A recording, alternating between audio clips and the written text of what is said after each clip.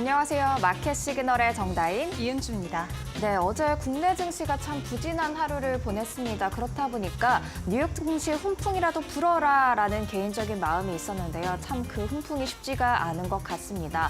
엔비디아가 오른다 하더라도 시장 전체를 끌어올리진 못하고 있고요. 또 엔비디아의 상승세 그 자체만도 조금씩 약해지고 있는 것 같습니다. 그러면서 뉴욕 증시 오늘 하락 마감을 했습니다. 네, 그렇습니다. 또 국채 금리가 가파르게 오르면서 시장에는 부담 요인으로 작용이 됐던 것 같고요. 또 연준의 베이직북까지 함께 공개가 됐는데 시장의 상승 모멘텀으로 작용이 되지는 않았습니다. 그동안 가파르게 올랐던 만큼 오늘 잠깐 쉬어가는 걸까? 그렇다면 오늘만 쉬어가면 좋겠다 이런 생각하시는 분들도 계실 것 같은데 구체적으로 어떤 요인들 확인을 해봐야 될지 마감 브리핑을 통해서 체크해 보도록 하겠습니다. 간밤 뉴욕 증시 상황 전해주시죠. 네, 수요일장 3대 주요 지수 일제히 하락 마감하는 모습들이었습니다. 다우와 나스닥, S&P 500 지수 모두 다 파란불을 켰는데요. 다우존스 1% 넘게 내렸고요. 나스닥이 0.58%, S&P 500 지수가 0.74% 하락을 했습니다. 나스닥 지수 다시금 17,000선 아래로 내려오는 모습 확인하실 수가 있겠습니다. 국채금리 상승세가 계속해서 이 주식시장을 압박하고 있는데요. 전일 4.5%대였던 10년물 국채금리가 4.6%대로 올라왔고요. 또 정책금리에 민감한 2년물 같은 경우 4.98%대까지 올라오면서 심리적 저항선인 5%에 근접을 하고 있습니다. 국채금리가 시장을 계속 압박하고 있는 만큼 추이 살펴보는 게 필요할 것 같아서 10년물 국채금리 추이 차트 한번 가져와 봤습니다. 지난주까지만 해도 4.4%였고 연초에는 4% 아래로까지 내려오는 모습들 보여줬었는데요. 계속해서 상승 흐름 보이면서 이제 다시 4.6%대로 올라오면서 시장을 압박하고 있는 것으로 보입니다. 이 국채금리가 이렇게 상승하고 있는 이유는 최근 진행됐던 국채 입찰에서 수요가 약했기 때문으로 풀이가 되고 있는데요. 연준 내 매파 위원들이 금리 인상 카드를 조금씩 이야기하고 있는 점도 국채 금리 상승을 부추기고 있습니다. 향후 이번 주 금요일 현지 시간 금요일에 발표되는 PCE 개인 소비 지출 가격 지수가 국채 금리 또 주식 시장 향방에 중요한 변수가 될 것으로 보여집니다. 그렇다면 국채 금리 상승세가 시장을 어떻게 압박했는지 지수 추이로 한번 이어가 보도록 하죠. 사실 엔비디아가 그나마 버텨주고 있는 기술주 중심의 나스닥 지수 같은 경우에는 장 초반 그래도 좀 오름세를 보이는 모습들 나타나긴 했는데요. 그럼에도 불구하고 하락 마감을 했고요. 다우와 S&P 500 지수 같은 경우에는 장 초반부터 계속해서 부진한 흐름이 있었다라는 것을 확인해 볼 수가 있겠습니다. 섹터별로도 오늘은 좀 확인을 해보도록 하죠. S&P 500에 포함되어 있는 11개 전 섹터가 모두 다 하락 마감하는 모습들이었습니다. 엔비디아가 버텨주고 있다 하더라도 기술주 중심의 커뮤니케이션 서비스 그리고 테크놀로지 모두 0.53%, 0.6% 하락하는 모습들이었고요. 에너지 전장에서 좀 반등하나 싶었는데 다시금 1.54% 하락을 했습니다. 가장 큰 하락률을 기록한 건 원자재가 되겠습니다. 1.62% 내렸습니다. 그렇다면 전체적인 지도로 종목별 흐름도 체크를 해보도록 하죠. 일단 대형주 한번 보도록 하겠습니다. 강한 초록불을 띤 대형주 눈에 보이지가 않죠. 시가총액 1위 기업 마이크로소프트가 0.27% 하락세로 마감을 했고요. 애플은 0.16% 강세로 마감을 했습니다. 4월 중국 판매량이 증가했다는 보도에도 별다른 움직임을 보이지 않고 있죠. 사실 장 초반에는 이것보다는 강한 상승세를 유지했는데 시장이 압박을 받으면서 애플의 상승분도 같이 좀 일부 반납된 것으로 보여집니다. 시가총액 3위에 위치하고 있는 엔비디아 같은 경우 그래도 0.81%로 나름대로 강한 상승률 기록을 하고는 있지만 계속해서 이렇게 상승률 추이를 보면 약해지고 있다는 것 체크를 하실 수 있을 것 같습니다. 다만 호실적 이후 계속 이 상승 흐름을 타고 있다는 점은 알아두시면 좋을 것 같습니다. 계속해서 구글의 모회사죠. 알파벳 0.35%, 메타는 1% 넘게 내렸고요. 아마존도 약보합 마감을 했습니다. 테슬라는 0.32% 하락을 했습니다. 또 보시면 유나이티드 헬스그룹 꽤 큰 대형주 중에 속하는데 강한 하락세 나타낸 것을 알 수가 있습니다. 3.76% 하락세로 마감을 했는데요. 한 임원이 공공의료보험제도 메디케이드 사업이 어려울 것 같다 이런 코멘트를 내놓은 직후 주가 하락으로 반응을 했고요. 다른 보험주에도 좀 악영향을 끼치면서 전반적으로 하방 압력을 받는 그런 보험주였습니다. 이어서 이날의 특징주도 체크를 해보도록 하죠. 먼저 아베크롬비앤 피치 준비가 돼 있습니다. 1분기 매출이 1년 전보다 22% 증가했고요. 순이익은 무려 1년 전보다 7배나 많아졌다고 합니다. 90년대 스타일이 다시금 유행을 하면서 아베크롬비 피치의 실적이 개선된 것으로 보여지는데요. 이 소식에 주가 바로 24% 폭등세를 보였고요. 그리고 아메리칸 항공 같은 경우에는 13.54% 하락세였습니다. 지금 2분기 가이던스를 하향 조정했기 때문으로 주가 급락이 나타난 것으로 보여집니다. 2분기 매출이 원래는 최대 3% 감소를 예상했다면 이제는 6%가 감소할 수 있다라고 경고를 했습니다. 두 번째로 살펴볼 특징주 그룹 코노코필립스와 마라톤 오일이 되겠습니다. 인수합병 소식이 나타난 기업들이죠. 미국 내 3위 에너지 업체인 코노코필립스가 미국 내 유전을 많이 보유한 이 마라톤 오일을 약 31조 원에 인수하겠다라고 밝혔습니다. 합병이 최종 성사되려면 경쟁 당국의 심사, 승인을 거쳐야 하지만 일단 인수합병 의사가 발표된 예정이고요. 코노코필립스 아무래도 자금 부담이 있겠죠. 3% 빠졌지만 인수 대상자인 마라톤 오일 같은 경우에는 8%의 급등세가 나타났습니다. 마지막으로 허브스팟 한번 살펴보려고 합니다. 구글의 모회사 알파벳이 이 마케팅 소프트 기업인 허브스팟을 인수할 예정이라는 그런 보도가 나오고 있죠. 이에 따라서 허브스팟의 주가 1.54% 강세를 보이는 분위기였습니다. 그러면 계속해서 이날 시장에 영향을 미쳤을 법한 이슈들 체크를 해보도록 하죠. 연준의 베이지북이 이날 공개가 됐습니다. 베이지북이란 연준이 12개 은행의 그런 실사를 바탕으로 참고하는 경기 동향 보고서가 되겠는데요.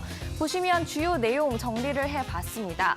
4월 초 이후 대부분의 지역에서 소폭 또는 완만한 성장세를 보였다라는 코멘트가 달려 있습니다. 일단 미국 경제가 침체가 아닌 성장에 무게를 두고 있다는 점 긍정적으로 볼 법하죠. 또 향후 경제 전망은 다소 더 비관적이라는 표현이 나타나는데요. 사실 이 부분에 주목을 하셔야 될 것 같습니다. 기존의 베이지북 같은 경우에는 신중히 낙관적이다라는 경제 전망이 달려 있었는데요. 이런 기존 입장에서 이번에는 다소 더 비관적이다라면서 톤이 좀 바뀌었습니다. 향후 경기에 대해 전반적인 부정적인 전망이 많아졌다라는 면에서 연준이 6월 FOMC에서 이 부분을 반영해서 금리 인하 궤도에 대한 생각을 좀 바꿀지 한번 지켜볼 수 있을 것 같습니다.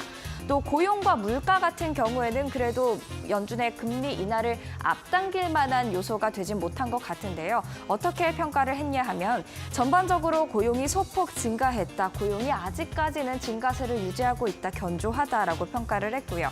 물가는 완만한 속도로 증가했고 다만 소매 지출은 변화가 없거나 지역에 따라 소폭 상승했다라는 코멘트 달려 있습니다.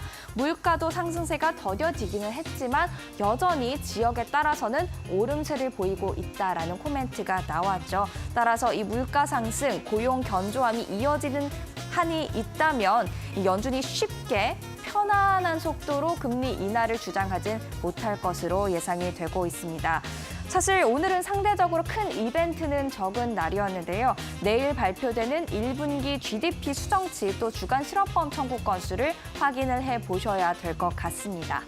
이어서 국제 유가 체크를 해보도록 하죠. 미국 석유 수요가 하락할 수 있다, 둔화할 수 있다 이런 우려에 국제 유가도 함께 하락하는 모습들이었습니다. 0.75% 하락하면서 배럴당 79달러 23센트를 나타내고 있고요.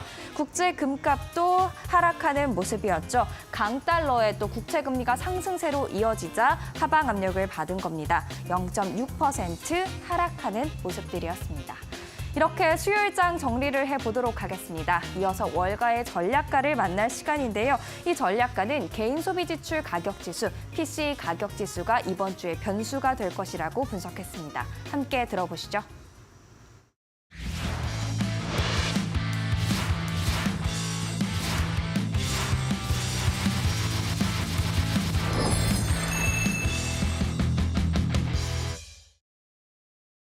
in the Treasury market, there was a very weak auction today and interest rates are up. So a lot of interest rate sensitive stocks have been weak today.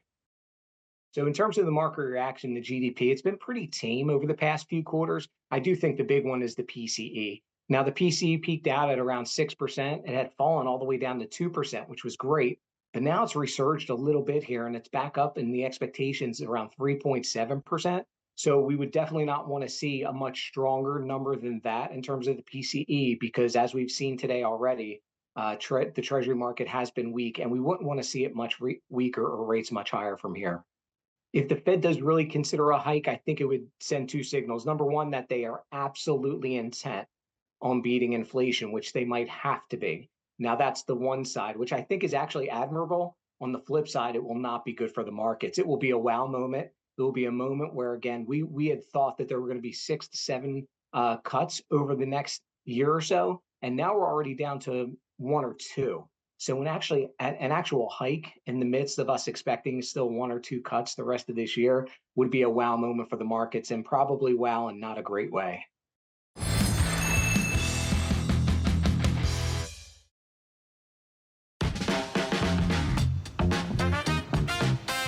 네, 간밤 있었던 글로벌 주요 이슈들 함께 확인해보는 Must Know 5 시간입니다. 간밤 미국 증시는 모두 하락세로 마무리를 지었습니다. 다만 5월을 돌이켜봤을 때 분위기는 굉장히 좋았었는데요. 나스닥은 7% 이상 오름세를 보였고 S&P 500은 5% 가까운 반등을 보여주기도 했습니다. 오늘의 이 하락이 일시적인 것일지 혹은 6월의 흐름 자체에 대한 예상치일지 일단 오늘 전해진 주요 이슈들 함께 파악하시면서 전반적인 글로벌 증시 상황 확인을 해보시면 좋을 것 같습니다. 일단 어제 IMF에서 올해 중국의 경제 성장률을 상향 조정하는 조치안이 나왔습니다. 기존에는 4.6%로 제시를 했었는데 어제는 5%로 상향 조정하는 내용이 전해졌는데요. 중국 같은 경우는 지속적으로 현재 경제 상황에 대한 기대감이 나오고 있는 상황입니다. 기타 고니파스 IMF 부총재 같은 경우는 중국의 1분기 GDP 성장이 예상보다 강했다라는 사실과 최근 발표됐던 몇 가지 추가 정책 조치를 반영해서 중국의 올해 경제 성장률을 상향 조정했다고 전했습니다. 다만 인구 노령화와 생산성 증가 준화로 인해서 그 이후부터 2029년까지 중국의 성장률은 3.3%로 둔화될 것이라고 경고했는데요. 또 그러면서도 더욱 거대해지거나 예상보다 장기화되고 있는 부동산 영역의 자금 유동 경색 등으로 인한 위험성도 경고하기도 했습니다. 또 뿐만 아니라 이번 자리에서 중국 과잉 생산에 대한 우려감까지 전해졌습니다. 이 IMF도 미국과 유럽에서 문제시하고 있는 중국의 과잉 생산을 지적하면서 현재 중국 산업 정책의 축소를 촉구하기도 했는데요. 일단 오늘 밤에는 미국의 GDP가 결과가 나오는 만큼 해당 부분까지도 체크를 해보시면 좋을 것 같습니다. 최근 중국이 각국에서 여러 가지 규제들을 받고 있지만 내부적으로는 힘을 더 키워가려는 모습이 나오고 있습니다. 앞서 반도체에도 수조 원대 보조금을 지원하겠다는 소식이 전해졌었는데 이번에는 꿈의 배터리로 불리는 전고체 배터리 개발에 1조 원이 넘는 정부의 기금을 지원한다고 합니다. 총 6개 중국 기업이 이런 국가 자금을 받아서 기술을 연구해 나갈 예정으로 확인이 되고 있고요. 전고체 배터리 같은 경우는 가연성 액체 전해질을 사용하는 기존 리튬 이온 배터리보다 안정성이 향상되고 수명이 길기 때문에 업계에서의 수요감과 기대감이 굉장히 높은 제품입니다. 하지만 원자재 조달의 제약과 복잡한 제조 공정, 또 높은 비용으로 인해서 대량으로 보급하기까지는 아직까지 시간이 조금 더 필요한 상황인데요.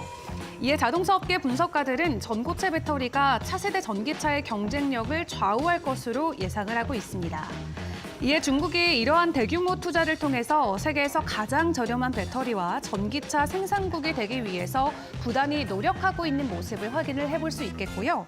일부 글로벌 자동차 제조사들도 이 배터리 기술에서 중국의 지배력을 무너뜨리기 위해 여러 가지 개발을 이어가고 있지만 중국의 단단한 또 든든한 뒷배가 되어주는 보조금을 등에 업고 중국의 배터리와 전기차들이 계속해서 고공행진할 것이라는 업계 분석도 이어지고 있는 상황입니다. 이어서 다음 소식도 보도록 하겠습니다.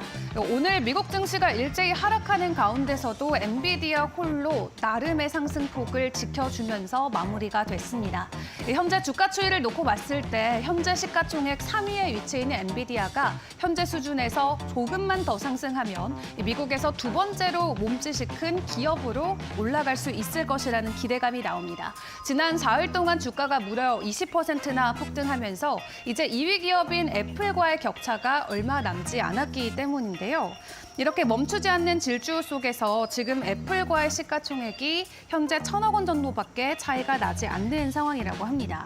애플이 현재 주가에서 만약에 큰 변동성이 없다라고 가정하면 3% 미만 정도만 올라도 애플을 따라잡고 엔비디아는 마이크로소프트에 이어서 미국에서 두 번째로 가치가 있는 기업이 되는 거고요. 일단 엔비디아 주가가 더 오를 만한 잠재적인 촉매제는 이번 주말 일요일에 있을 젠슨 황 CEO의 기조 연설이 될 것 같습니다. 어떤 내용이 나오는지 주목을 해보셔야 될 것 같고요.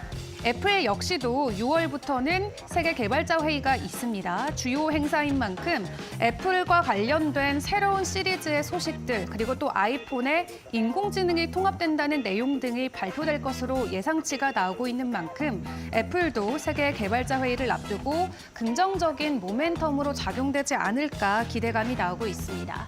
엔비디아는 앞서서 먼저 AI의 수혜를 온몸에 받아가면서 큰 폭의 주가 상승을 보여줬는데요. 그에 비해서 애플은 굉장히 늦게 AI에 합류하기도 했습니다.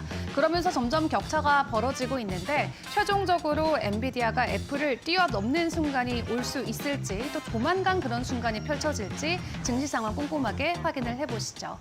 이어서 다음 소식도 넘어가 보도록 하겠습니다. 이 오픈 AI가 최근에 안정성과 관련된 우려가 계속해서 제기가 되고 있습니다. 초반에 사내에서 이미 진행이 되고 있었던 보안팀이 해체가 됐고 또 최근에 발표됐던 챗 GPT-4o 안에서 유명 배우인 스칼렛 요한슨의 목소리가 일방적으로 도용되면서 여러 가지 리스크에 대한 우려감이 나오기도 했는데요. 이를 놓고 오픈 AI 측에서는 뒤늦게 안전보안위원회를 구성하기도 했습니다. 오늘 온라인 이 오픈 AI의 웹사이트를 확인을 해보면 이에 대한 내용이 현재 기재가 돼 있는데요. 위원회는 전체 이사회에 오픈 AI 프로젝트와 운영을 둘러싼 중요한 안전 또 보안 결정에 대한 권고를 내리는 역할을 맡는다라고 설명을 하고 있습니다. 앞서 오픈 AI는 인공지능의 안정성을 책임지던 조직을 해체하고 비영리 단체 성격을 줄이면서 산업단체로 전환하는 모습이 나오자 전 세계 곳곳에서 관리에 대한 우려를 받고 있었는데요. 또 오픈 AI에서 AI의 개발에서 안정성과 윤리성 등을 검토하던 임원급 공동 책임자도 오픈 AI를 떠나면서 문제가 더 불거지기도 했습니다. 일단 여러 논란 이후에 다시 안전보안위원회 설립을 진행했는데 이런 따가운 눈초리에서 오픈 AI가 다시금 자유로워질 수 있을지 투자자들의 반응도 확인을 해보시면 좋겠습니다. 또 GPT-4o의 다음 모델을 훈련하기 시작했다라는 소식도 오픈 AI가 전해왔습니다. 범용 인공지능 수준까지 올라가는 상황이라고 하는데요. 앞으로 개발되는 소식 내용 또한 체크를 해보시죠. 마지막으로 암호화폐 시장 상황도 확인을 해보도록 하겠습니다. 지난주 이더리움의 현물 ETF 소식 이후에 추가적인 가격 반등을 보여주고 있진 않은 상황에서 오늘 나스닥이 핵시덱스에 대한 이더리움의 현물 ETF 신청을 철회했다라는 소식이 전해졌습니다. 다른 증권사에 대해서는 이미 승인을 진행을 했는데 핵시덱스에 대해서만 현재 이더리움 ETF 신청을 철회했다라는 소식이 전해지면서 오늘 이더리움은 2% 정도 추가 하락하는 모습이 나오고 있습니다. 지금까지 머스노우 5시간이었습니다.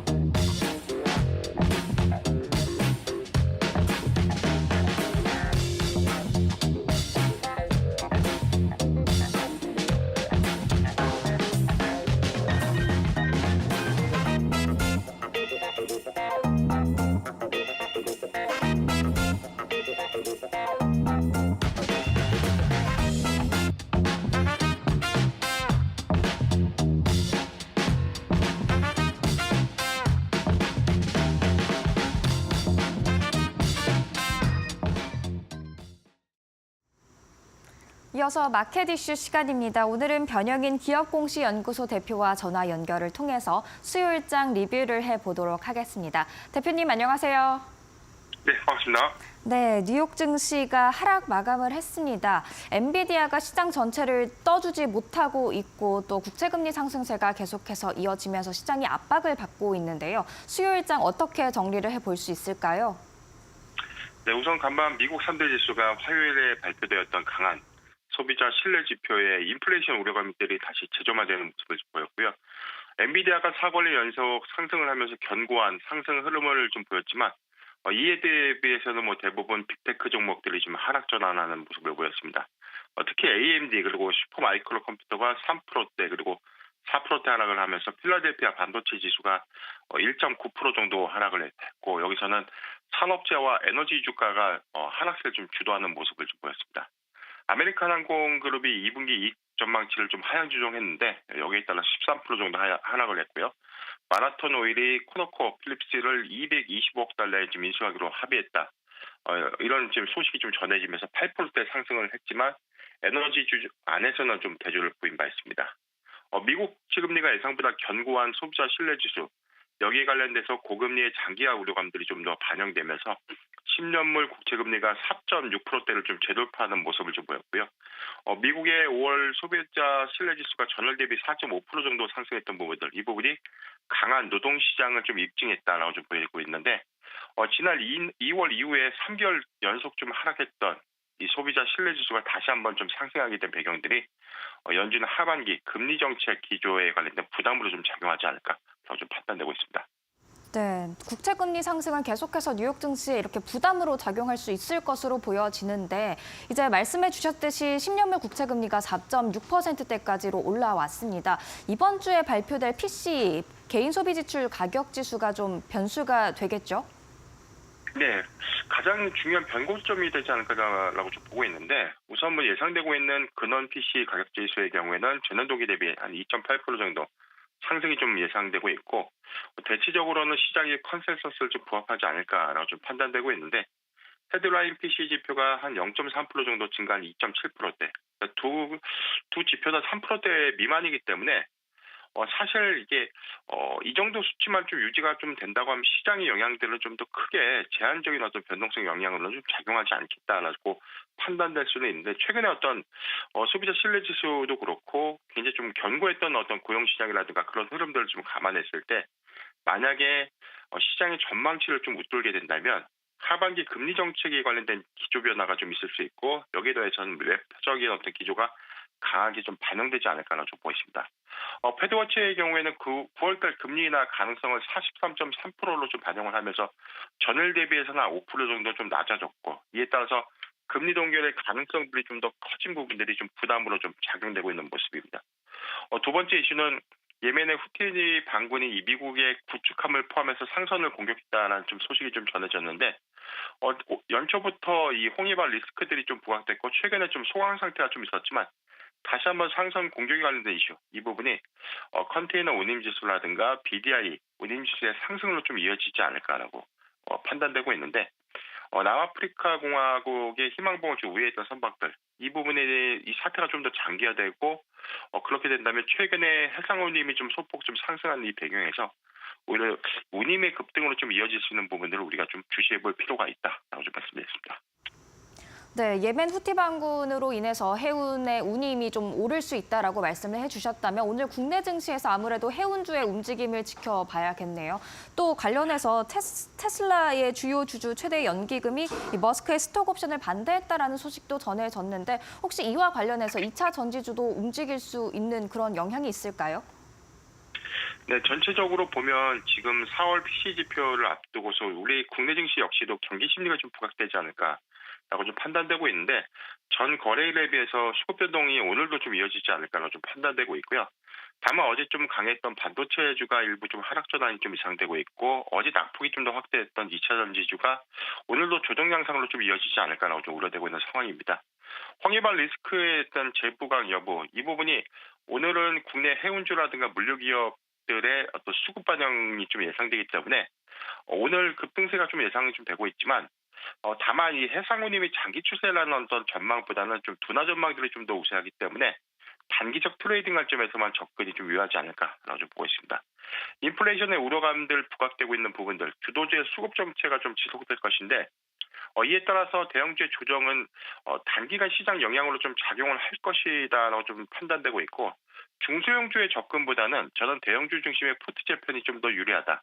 낙폭 과대 종목을 중심으로 한 이 전략은 조금 더 확대시키는 것이 좀 좋지 않을까라고 좀 말씀드리고 마지막으로 아스코 일정 모멘텀을 좀 주시를 좀 해봐야 될 것 같은데요. 제약바이오 섹터의 단기적 트레이딩 관점에서는 관심을 가질 구간이 아닌가라고 좀 말씀드렸습니다. 네, 낙폭이 있을 때 대형주 중심으로 포트폴리오를 재편해보는 방법, 또 아스코를 앞두고 있는 제약 바이오주를 주목해보는 방법까지도 한번 같이 짚어봤습니다. 지금까지 변영인 기업공시연구소 대표였습니다. 오늘 말씀 감사합니다. 네, 고맙습니다. 이어서 시장에 영향을 미칠 수 있는 마켓 리더들의 한마디 듣고 오겠습니다.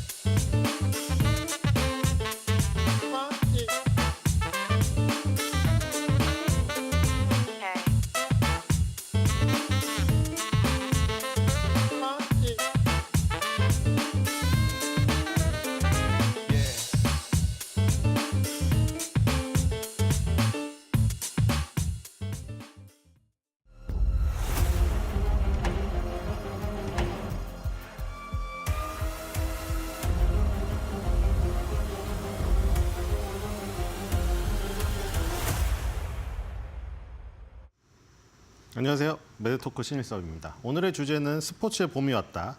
피트 딕스 스포팅 굿즈 어닝 서프라이즈 주가 폭등입니다. 자, 우리나라 증시에서 삼성전자와 SK하이닉스의 시가총액이 크고 서학개미 분들도 엔비디아, 테슬라 뭐 이런 기술주들을 좋아하기 때문에 기술주에 대한 관심이 많고 실제로도 뭐 아까 전에 애플, 마이크로소프트, 엔비디아까지 세계 시가총액 1, 2, 3위가 전부 기술주이기 때문에 기술주에서 포커스가 맞춰지는 것이 사실입니다만 미국 증시에는 미국 회사만이 아니라 전 세계의 내노라하는 회사들이 전부 상장되어 있죠. 그 판에서 정말 다양한 섹터의 기업들이 자기만의 그 장기를 뽐내면서 신고가를 속출하고 있습니다. 어저께는 딕스 스포팅 굿즈가 어닝 서프라이즈를 기록하면서 거의 16% 급등을 했죠. 그리고 역사적 신고가를 갔습니다. 자, 이런 기업들 너무나 부럽지 않습니까? 자, 딕스 스포팅 굿즈, 우리나라랑은 다르게 많이 나눠져 있습니다. 우리나라는 스포츠 용품 이런 거대한 회사들이 없죠. 자, 우리 뭐 이케아를 이제 매주 주말에 방문하는 것이 약간 일상화되었죠. 이케아도 뭐 사실 요즘에 경기가 안 좋아서 뭐 점포 늘리는 거를 뭐 좀 정지했다 이런 얘기도 들리는데 어쨌든 이마트나 롯데마트 같은 마트를 가는 시대에서 이케아 같은 이 용품 회사를 가는 시대 또 지나왔죠. 그리고 미국 같은 경우에는 홈디포나 로우스 같은 실적 발표 그 리뷰해드렸죠. 그런 맥가이버들이 찾는 공구 대형마트 같은 것이 있고요. 또 스포츠용품만 따로 떼서 이렇게 딕스 스포팅 굿즈처럼 그러니까 다 있는 거예요. 가구를 쇼핑하고 싶으면 이케아를 가고 이 전동공구를 쇼핑하고 싶으면 홈디포를 가고 스포츠용품을 쇼핑하고 싶으면 딕스 스포츠 굿즈를 가는 거예요. 역시 땅덩어리가 넓은 미국은 차원이 다릅니다. 그래서 이런 것들을 사러 가는 거죠. 뭐 메이저리그가 한창이고 오타니 선수가 이제 진출을 하면서 활약을 하면서 아시아권에도 관심이 많아지고 야구 헬멧도 사러 갑니다. 그리고 뭐 농구공, 축구공, 나이키 러닝화, 나이키 레깅스 이런 모든 것들이 다 종합되어 있죠. 그러니까 그냥 편집샵인데 초대형 편집샵이라고 할 수가 있겠습니다. 자, 이런 데 매출이 좋게 나오고 서프라이즈가 나왔다는 것은 경기가 안 죽었다는 거죠. 그때 자료 다 보여드렸죠. 지금 개인 소비 지출이 이제 금요일에 나오는데 그 전에 소비자 물가지수 나왔고 실업수당 청구 건수는 매주 나오고 그리고 뭐 소비자 신뢰지수도 나왔죠. 그 다음에 이 지금 저 컨퍼런스 보드에서 나오는 케이스 실러 지수도 나오고요. 거기서 보면은 실업수당 청구 건수 늘어서 실업자가 늘었어요. 그리고 주택 가격이 급등을 했어요. 그다음에 모기지 금리는 올라요. 그다음에 소비자 물가 지수는 부합을 했지만 물가가 이 뭐 파월이 FRB가 원하는 2%에 더 도달하지 못할 정도로 지금 3%대를 계속 유지하고 있어요. 그런데 안 죽어요. 실적이. 얼마나 미국 경기가 강하면 그렇게 달러가 강하겠습니까? 그렇죠? 국력이 우선순위 되는 거예요, 지금은. 달러가 왜 강하느냐? 근본적인 거는 국력이잖아요. 미국이 너무나 강력하기 때문에 다른 나라가 보잘것이 없는 거예요. 그러니까 거기서는 무슨 외국인 매수가 들어와서 달러가 많이 들어오니 수출을 많이 해서 달러를 많이 불러 들어오니 수급이 전혀 작용하지 못하는 거죠. 그렇죠? 외국인 순매수가 그렇게 들어오고 우리나라 수출이 잘 되는데 달러 가치는 계속 오르잖아요. 그건 국력이 너무 강하기 때문이죠. 그러니까 지금 이런 상황입니다. 미국 경기는 너무 뜨겁기 때문에 파월 입장에서 내리지 못하는 거예요. 물론 카시카리가 맨날 나와가지고 뭘 매파적인 발언하고 금리를 올린다. 그건 마이너리티 리포트지만 그 어떤 마이너리티 리포트를 제외하고라도 지금 사실 뭐 저기입니다. 금리 뭐 인하 얘기를 꺼낼 수가 없는 거야. 아예. 자, 이런 딕스 스포팅 굿즈의 실적을 보겠습니다. 2024년도 1분기 실적입니다. 순이익 30억 달러 나왔습니다. 전년 동기 대비 6% 증가했고요. 자, 순이익은 마이너스 10%가 나왔네요. 그쵸? 근데 왜 서프라이즈일까? 한번 보시죠. 주당 순이익은 당연히 순이익이 10% 줄었으니까 주당 순이익 마이너스 3%입니다. 자, 주당 순이익 뭐라고 했습니까? 일시적인 비용을 제외해서 정말 찐 순이익이 뭔가를 알려주는 거라고 했죠. 근데 얘네는 똑같네요. 그쵸? 뭐 있다고 그랬죠? 일시적인 비용이 대표적으로? 스톡 옵션 같은 거.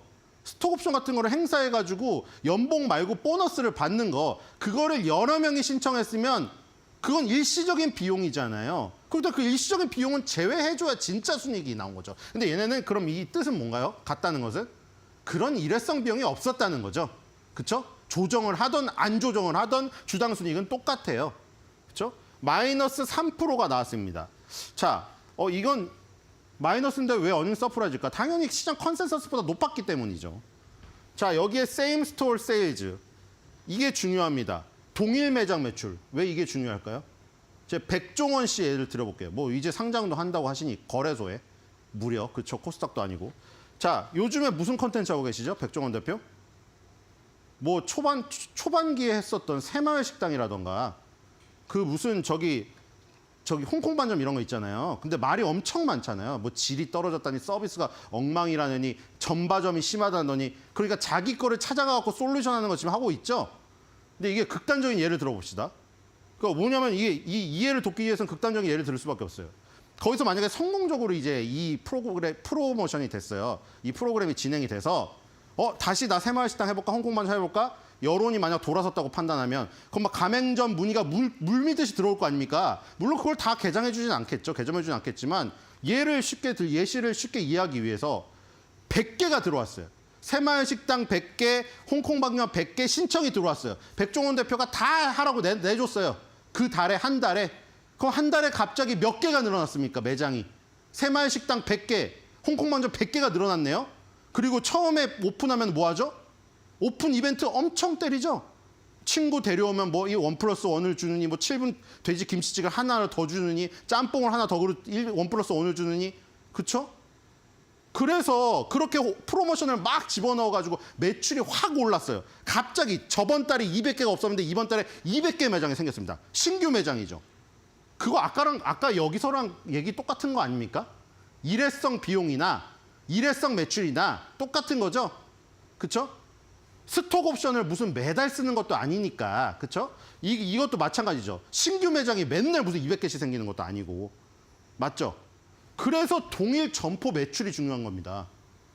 예를 들어 200개가 생긴 그것은 순간적으로 프로모션으로 확 떴다가 확 가라앉을 수 있어요. 우리가 오픈빨이라고 하잖아요. 근데 정작 중요한 건 뭐예요? 정말로 새마을식당 홍콩 반점이 정말로 돌아서려면 1년 정도, 최소한 1년 이상 유지했던 그 동일한 점포에서의 매출이 는 게 진짜 는 거죠. 이해가 확 되시나요? 거기다가 갑자기 한 달 만에 생긴 200개가 확 매출을 올렸는데 그게 진짜인지 아닌지 어떻게 판단합니까? 한 달 가지고. 그렇기 때문에 신규 매장이라던가 폐쇄된 점포를 제외한 최소한 1년간 운영을 했던 그 동일 점포의 매출이 늘었는가가 소매 업체의 아주 중요한 포인트예요, 실적에.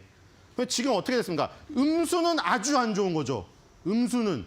아까 뭐라고 했어요? 폐점한 점포도 제외한다고 했죠. 폐점한 점포도 제외했는데 이건 그럼 계속 운영하던 점포가 마이너스가 났다는 얘기 아니에요. 동일 점포 매출이 마이너스가 나왔다는 건 소매 점포 실적에서 굉장히 좋지 않은 겁니다. 2022년도 3분기를 기점으로 해서 올라가기 시작해서 2023년도 2분기에 1.8까지 떨어졌는데 자, 이번에 5.3%로 회복을 했습니다. 동일 점포, 그러니까 1년 전에도 운영했고 지금도 운영하고 있던 점포가 1년 전에 비해 매출이 5.3% 는 거예요. 진짜죠. 그렇죠? 갑자기 생긴 점포도 아니고요. 맞죠? 갑자기 생긴 점포, 없어진 점포는 다 제외한다고 했습니다. 그렇기 때문에 이 부분이 아주 좋게 해석이 된 것이죠. 그래서 2023년도 1분기에 세임 스토어 세일즈가 5.3% 증가한 게 이게 굉장히 좋다. 이 그래프의 추이도 그렇죠? 여기서 한 단계 더 올라가면 이 6.5% 가장 높은 수준까지 이룰 수 있겠죠. 2023년도 2분기쯤 가면 그 부분이 아주 좋았다. 이렇게 보시면 될 것 같고요. 다음으로 가겠습니다. 이건 2023년도 4분기 전분기인데 이거는 안 보겠습니다. 네. 나중에 스틸 화면을 보세요. 자, 2023년도 1분기 서프라이즈가 나왔습니다. 자, 이게 중요하죠. 아까 순이익 그리고 순매출 이게 지금 다 마이너스가 났는데 전년 동기 대비해서 근데 어닝 서프라이즈예요. 시장의 컨센서스 대비해서 허들을 넘었기 때문이죠. 여기 동그라미 검은 동그라미에 비해 실제 컬러가 다 위에 있죠. 다 어닝 서프라이즈란 거네요. 2023년도 2분기만 빨간색이었죠. 그 다음부터 3분기 연속 서프라이즈입니다. 이번에 매출액 2.94 빌리언 달러가 예상치였는데 아까 말한 대로 30억 달러가 나와서 어닝 서프라이즈가 나왔습니다. 자, 그 다음 순이익도 마찬가지죠. 주당 순이익도 마찬가지예요. 주당 순이익도 전년 동기 대비 마이너스가 나왔으나 서프라이즈죠. 주당 순이익은 동그란 빈 동그라미보다 컬러가 훨씬 더 높게 있죠. 주당 순이익의 어닝 서프라이즈 이 차이가 훨씬 더 컸다는 얘기잖아요. 이때는 아까 말했듯이 매출액도 어닝 쇼크가 나왔고 주당 순이익도 어닝 쇼크가 심하게 나왔죠. 거기를 기점으로 해서 올라가기 시작했습니다. 자, 이번에 아까 말한 대로 전년 동기 대비해서는 마이너스가 난 게 여기서 확실히 보이죠. 전년 동기 대비해서 주당 순이익이 마이너스지만 시장의 컨센서스를 뛰어넘었다는 부분에 시장은 지금 이 포인트를 맞춰준 거예요. 그래서 주당 순이익이 2.96을 예상했으나 실제치는 3.30이 나왔다. 그래서 매출과 순이익이 전년 동기 대비해서 마이너스지만 어닝 서프라이즈가 나왔고 아까 동일 점포 매출이 5.8% 증가를 했기 때문에 그걸 시장에서 거기에 포인트를 맞춰줘서 시장에서 16% 급등을 하는 기염을 토했습니다. 자, 다음으로 가겠습니다. 그래서 지금 평균 목표 주가는 229.90, 지금 목표가로부터 1.58 업사이드인데 어제 너무 급등을 해서 이미 에버리지는 도달해 해버렸고요. 제일 높은 목표 주가는 280달러까지 나왔습니다. 자, 이 투자 의견을 보겠습니다. 자, 투자 의견 하나의 매도가 있는 게 약간 마이너리티 리포트고요. 대다수는 13개의 바이와 9홀드입니다. 홀드가 많아서 모더레이트가 바이가 나왔습니다. 스트롱 바이는 안 나왔고요. 자, 이 정도 수준이라고 보시면 될 것 같고요. 자, 차트 보겠습니다. 어저께 갭 상승해서 장 전에 나왔어요. 딕스 스포팅 굿즈는 장 전에 나왔기 때문에 장 시작하자마자 바로 갭 상승해서 장대 양봉으로 끝까지 밀고 그냥 끝내버렸습니다. 살짝 밀린 건 이 전고점에서 살짝 밀렸으나 전고점 거의 부근에서 끝났죠. 만약에 오늘도 또 올라간다면 완전히 고점을 바꿀 수 있습니다. 이것도 전형적인 아일랜드 갭이죠. 이 보시면 섬처럼 둥 떠버렸잖아요, 얘가. 섬처럼 둥 떠버렸기 때문에 완전 추세 전환이 일어난 거예요. 거기다가 이동 평균선까지 돌파를 하는 어제 실적 발표가 정말 절묘한 시점에 나왔습니다. 자, 주봉 월봉을 보겠습니다. 자, 뭐 엔비디아 얘기하고 무슨 다 뭐 IT 얘기하고 하지만 신고가 가는 종목이 엄청 많아요, 미국은. 자, 여기도 지금 장대 양봉을 그리면서 역사적 신고가가 얼마 남지를 않았습니다. 그렇죠? 가파르게 2024년도 초반부터 올라오다가 조정을 좀 한 뒤에 다시 지금 급등을 하기 시작하는 모습이고요. 월봉으로 봐도 마찬가지죠. 장기 추세가 일단 좋아야 그쵸? 일봉에서 뭘 논할 수가 있는 겁니다. 장기 추세가 우상향이고 역사적 신고가잖아요. 그러니까 일봉에서 우리가 자잘한 어떤 그 단기적인 흐름에 의미를 부여할 수가 있어요. 이게 만약에 우하향하고 밑으로 막 내리꽂고 있고 땅굴을 파고 있는데 일봉에서 잠깐 갭상승이 나와봐야 아무 의미가 없죠. 엄청나게 큰 바다 속에 바다가 다 시꺼먼 물인데 그냥 맑은 물 한 방울 넣은 거예요, 그거는. 근데 지금 딕스 스포팅 굿즈 같은 경우에는 월봉, 주봉, 일봉이 전부 일치하고 있다. 이게 파동 중첩에 올립니다. 그럼 힘이 더 강해져요. 그렇기 때문에 딕스 스포팅 굿즈도 신고가를 밀고 올라가서 더 상승할 가능성이 높고 아까 목표 주가가 컨센서스가 280달러까지 나와 있죠. 지금 에버리지는 도달됐고요. 지금 그 부분을 향해서 지금 어떤 흐름이 나올 가능성이 있다. 이렇게 보입니다. 자, 마지막 그림 하나가 준비되어 있죠. 제가 그림 하나 뒤에 넣었어요. 자, 스쿼트 자세죠. 이게 정말 힘들다는.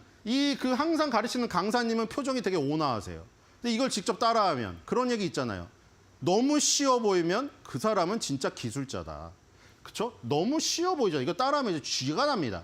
저 근데 이거 왜 했느냐? 딕스 스포팅 굿즈 지금 서프라이즈가 나왔잖아요. 지금 다들 봄을 맞아서 이제 여름 휴가를 떠나요. 그럼 이제 수영을 해야 되고 나중에 야외에 가서 옷을 막 간단하게 입잖아요. 그러면 이제 몸매가 좀 좋아야 당당하게 다닐 거 아닙니까? 저도 마찬가지고. 그래서 지금 딕스 스포팅 굿즈의 오늘의 한 줄 매도평. 자, 좀 민망하긴 한데 지금 빨리 강하게 하고 넘어가겠습니다. 요즘에 탕후루 챌린지가 유행이라 제가 그거를 같이 하겠습니다. 자, 여름휴가 카운트다운. 다 함께 탕, 스쿼트, 탕, 스쿼트.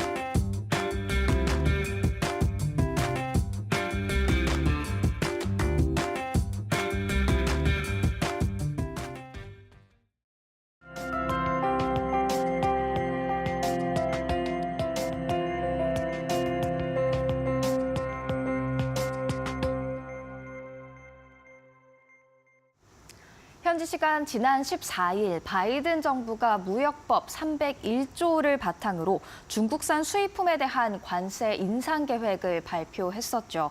2024년까지 전기차, 태양광 전지, 일부 의료 제품 또 배터리 등에 2025년까지는 반도체 등에 대한 관세를 대폭 인상할 계획이라고 하는데요. 해당 규제안은 오는 8월 1일부터 시행이 될 예정이라고 합니다. 오늘 이 부분에 대해서 짚어보도록 하겠습니다. 일단 한번 전체적인 그림으로 체크를 해보고 넘어가도록 하죠. 미 정부의 대중국 관세 인상 주요 품목이 되겠습니다. 품목 참 많고요. 회색으로 표시된 부분이 현행 관세가 되겠고 파란색 부분이 인상하는 관세의 비율이 되겠습니다. 굉장히 큰 폭으로 관세가 대폭 인상된다라는 것을 알 수 있는 건데요. 바이든 행정부가 왜 지금 이 시점에 갑자기 이렇게 중국에 대한 관세를 인상하려고 하는 걸까요? 그 이유 한번 짚어보고 가겠습니다. 제 생각에는 정치적인 이유도 빼놓을 수 없을 것 같은데요. 11월이 바로 미국 대선을 앞두고 있기 때문입니다. 물론 경제적인 이유도 있을 겁니다. 보호 무역주의를 통한 미국의 산업을 보호하기 위해서 나아가 경제적인 이유가 되겠죠. 하지만 이 대중 전략을 강화하고 있는 트럼프 전 대통령을 견제하기 위한 정치적인 이유도 분명 담겨 있을 것으로 보여집니다. 최근 진행되고 있는 많은 여론조사 결과를 보면 트럼프 전 대통령이 계속해서 바이든 대통령의 지지율을 앞서 나가고 있기 때문이죠. 이런 이유들로 바이든 행정부가 강한 대중 규제 강화 조치를 꺼내든 것으로 보여지는데요. 중국 무역 정책 불확실성 지수 한번 체크를 해보도록 하겠습니다. 왜냐하면 이렇게 대중 강화 조치가 계속해서 나올수록 미중 갈등이 고조될 수 수 있고 이 정책 불확실성도 높아질 수 있기 때문입니다. 이 TPU 같은 경우에는 중국의 대외 무역 정책 불확실성을 알려주는 지표가 되겠습니다. 지난 2020년 대선이 있었을 연도 당시 대선을 5, 6개월 앞둔 시점부터 장기 평균을 이 TPU가 크게 상회하는 것을 확인을 할 수가 있었고요. 대선이 다가왔을 때는 그해 저점보다 무려 10배 높은 TPU를 기록했다라는 점을 알 수가 있었습니다. 이번에도 비슷한 양상이 연출이 된다면 미중 갈등 고조를 예상할 수 있겠고요. 그렇다면 이 미중 갈등이 국내 증시로는 어떤 영향이 있을지 체크를 해봐야 될 것 같습니다. 사실 미중 갈등으로 인해 세계 정치 또 경제가 불안정해지면 증시 전반에는 좀 안 좋은 영향을 끼칠 수밖에 없을 겁니다. 하지만 국내 증시에서 미중 갈등으로 반사 이익을 기대하며 오르는 종목들 저희 지금 목격을 하고 있습니다. 대선을 앞두고 있어서 갈등이 더 고조될 수 있을 만큼 이 수혜주를 저희가 옥석 가리기를 할 필요가 있을 것 같은데요. 특히 시장 분위기가 지금처럼 이렇게 침체된 때는 개별 이슈로 오르는 종목이라도 좀 가져가야 하기 때문에 정리를 해보려고 합니다. 먼저 바이든 행정부가 강하게 드라이브를 걸고 있는 것이 바로 반도체 섹터가 되겠습니다. 이 반도체에 대한 관세율은 지금 현행 25%에서 2025년에 50%로 인상될 것으로 예상이 되고 있는데요. 동기는 이렇습니다. 반도체는 핵심 중에 핵심 산업이기 때문입니다. 사실 구형 반도체가 이 미국 내 기업 성장을 위협한다는 증거 아직까지는 없습니다만 그리고 중국이 아직까지는 반도체 순수출국이 아닌 순수입국이기 때문에 좀 선제적인 조치다라는 그런 의견들이 많은 편입니다. 리스크가 있다면 레거시 칩, 즉 구형 칩 시장 확대를 통해서 이 중국이 이 구형 칩을 무기화하면서 좀 견제를 하지 않을까라는 리스크가 있긴 하지만 일단 미국이 선제적으로 반도체에 대해서 중국의 굴기를 눌러버리려는 그런 의도를 갖고 있는 관세인 것 같습니다. 국내는 반도체 기업들이 굉장히 크기 때문에 국내 영향을 살펴봐야겠죠. 일단 말씀드렸듯이 중국은 반도체 수출국이 아닌 만큼 영향은 제한적일 것으로 보인다라는 의견도 있고요. 구형 시스템 반도체 중심인 만큼 우리 기업에는 피해가 없을 것으로 보인다라는 주장도 있습니다. 하지만 중국에서 메모리 반도체 생산 중인 한국 반도체 기업들은 주목을 해야 한다라는 이슈 있고요. 반도체 기업은 중국 매출 비중이 높아서 미국의 규제가 부담으로 작용할 수 있다라는 의견도 전해지고 있습니다. 대표적으로 떠오르는 기업이 바로 삼성전자와 SK하이닉스가 되겠죠. 중국 내에 공장 당연히 가지고 있습니다. 공장 지도 한번 같이 보실까요?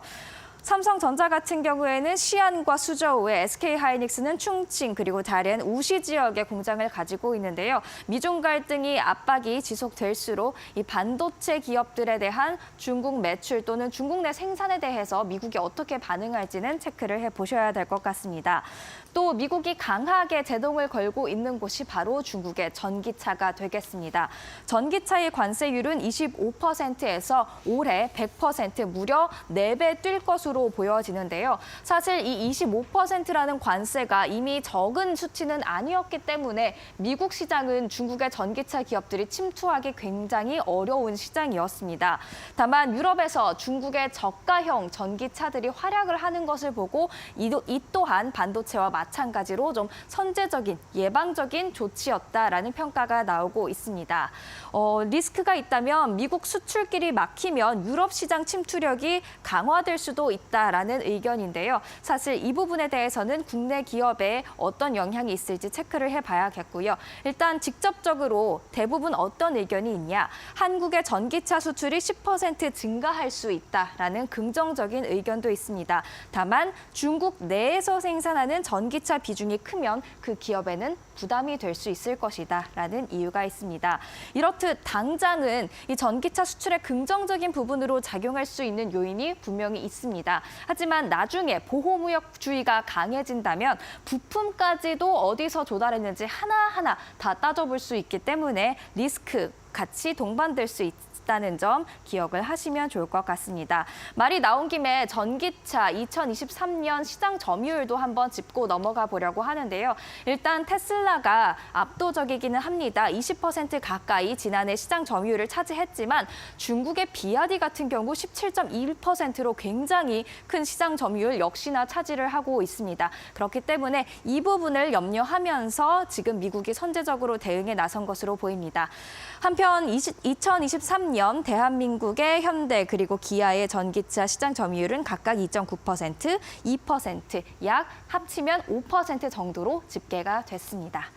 이어서 리튬이온 배터리 부분도 지금 미국이 가장 신경 쓰고 있는 부분이 아닐까라는 생각이 드는데요. 관세율은 7.5%에서 25%로 인상될 전망입니다. 2024년 올해부터 2026년까지 순차적으로 이렇게 단계가 이루어질 예정이고요. 동기라고 하면 친환경 에너지로의 전환에 있어서 배터리가 굉장히 중요한 요소이기도 하고 중국이 배터리 산업이 워낙 강하다 보니까 견제하는 측면도 있기도 합니다. 또 견제를 통해서 미국 기업들한테 너네 배터리 좀 투자해라. 계속해서 여기에 투자해서 나서봐라라는 투자 강화 목적도 있는 것으로 보입니다. 하지만 당장의 중국 배터리에 대한 규제를 가해버린다면 미국의 탈탄소화 움직임이 현 당장으로 단기적으로선 약해질 수 있다라는 리스크가 있겠습니다. 국내 배터리 업체들도 많기 때문에 국내 영향도 살펴봐야겠죠. 국내 전기차 배터리 기업이 미국 내 합작법인 설립 등 큰 규모로 하고 있기 때문에 이 잠재력 높은 시장에서 좋은 위치를 선점하고 있다라는 그런 분석도 있고요. 막대한 투자 부담을 어떻게 관리하느냐가 관건이다라는 분석도 나와 있습니다. 자, 이 외에도 태양광, 철강, 수술용 장갑 등에도 관세가 올라가면서 국내 기업들의 반사 이익이 기대가 되고 있는 상황인데요. 다만 아직까지는 기대감이라는 점을 체크를 하셔야겠습니다. 선 반영이 돼서 주가가 먼저 오른 측면이 있긴 하지만 실제로 반사 이익을 얻는 기업이 어디인지 확인을 해보셔야겠죠. 또 추가된 관세만큼 물가 상승 압력이 강해지진 않을까라는 그런 우려가 미국 내에서 있기 마련인데요. 경제적인 파급 효과는 그렇게 크지 않을 것으로 예상이 되고 있습니다. 이번 관세 규모는 180억 달러로 앞서 실시됐던 이 관세 규모보다는 훨씬 작은 편에 속하고 있고요. 또 미국의 전체 중국 수입 비중 대비 4%밖에 차지하고 있지 않기 때문입니다. 따라서 이 대중 추가 관세로 인플레이션 우려는 하지 않아도 될 것 같습니다만 이 지정학적 불안감이 고조될 수 있다라는 점은 체크를 하고 넘어가야 될 것 같습니다. 이렇게 미중 관세 또 이에 따른 국내 기업들이 어떤 영향을 받을지까지 체크해보는 시간 가졌습니다. 정다인의 사인이었습니다.